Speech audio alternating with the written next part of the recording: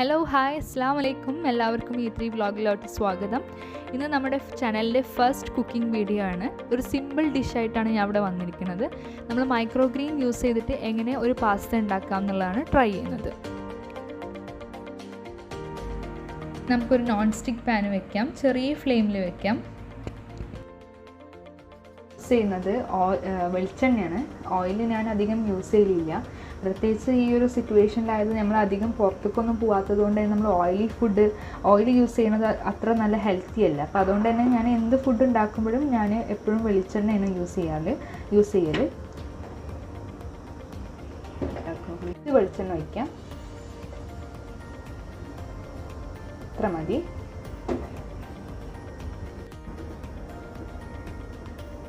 ഞാനിവിടെ എടുത്തിരിക്കുന്നത് 2 ചെറിയ ഗ്ലാസ് മക്രോണിയാണ് എടുത്തിരിക്കുന്നത്. ഇത് നമ്മൾ തിളച്ച വെള്ളത്തിലോട്ട് നമ്മൾ ഇടുകയാണ്, ജസ്റ്റ് വേവിക്കാൻ വേണ്ടിയിട്ട്.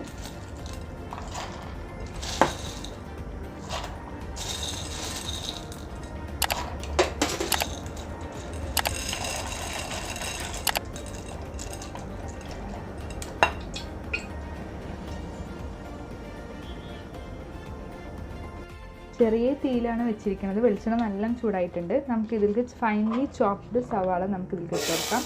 ഞാനിവിടെ ചെറിയൊരു സവാളയുടെ പകുതി മാത്രമേ എടുത്തിട്ടുള്ളൂ. എനിക്ക് അധികം സവാള ഒന്നും ഇഷ്ടമല്ല ഫുഡിലൊന്നും. ഞാൻ വളരെ കുറച്ച് പകുതി ചിക്കൻ സ്റ്റോക്ക് ഇട്ട് കൊടുത്തിട്ടാണ്. കാരണം ചിക്കൻ സ്റ്റോക്ക് അങ്ങനെ ഇഷ്ടമില്ലാത്തവരുണ്ടെങ്കിൽ അത് യൂസ് ചെയ്യേണ്ട ആവശ്യമില്ല. എനിക്കൊരു ചെറിയൊരു ചിക്കൻ്റെ ഫ്ലേവർ കിട്ടാൻ വേണ്ടിയിട്ടാണ് ഞാനിവിടെ ചിക്കൻ സ്റ്റോക്ക് ഇട്ട് കൊടുത്തിട്ടുള്ളത്. ഒരു ചെറിയ ടീസ്പൂണ് മഞ്ഞൾപ്പൊടി, അധികം വേണ്ട, കുറച്ച് ചെറിയ ടീസ്പൂൺ മഞ്ഞൾപ്പൊടി, കുറച്ച് ഇട്ട് നല്ലവണ്ണം ഇളക്കി കൊടുക്കുക.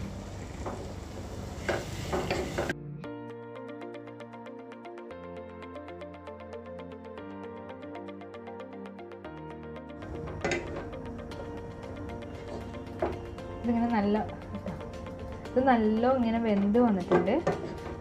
ഇതിലോട്ട് നമ്മൾ 2 മുട്ട പൊട്ടിച്ചിടാം.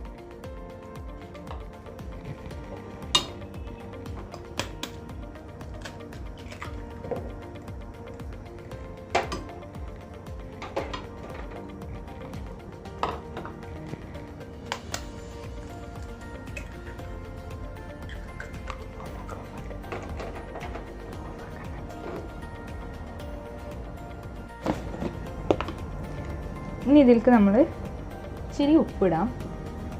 വളരെ ഓവറായിട്ടിടരുത്, മുട്ട ആയതുകൊണ്ട് പെട്ടെന്ന് ഉപ്പ് പിടിക്കും. ഇനി അതേപോലെ തന്നെ കുറച്ചും കൂടിയും കുരുമുളക് ഇടാം. ഞാൻ അധികം ഏത് ഫുഡ് ഉണ്ടാക്കുമ്പോഴും ഞാൻ അധികം ചില്ലി പൗഡർ യൂസ് ചെയ്യലില്ല.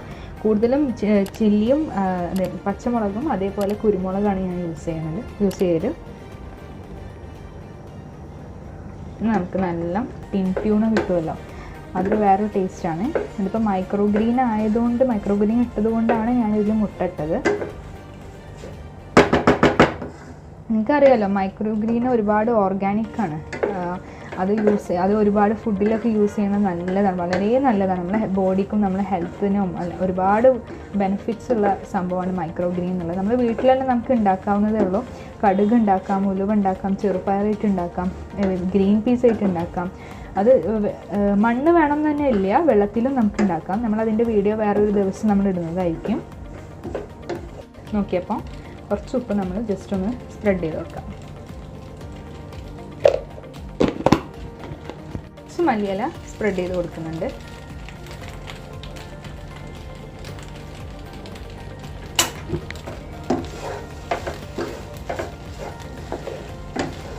അടിപൊളി മണമൊക്കെ വരുന്നുണ്ട്.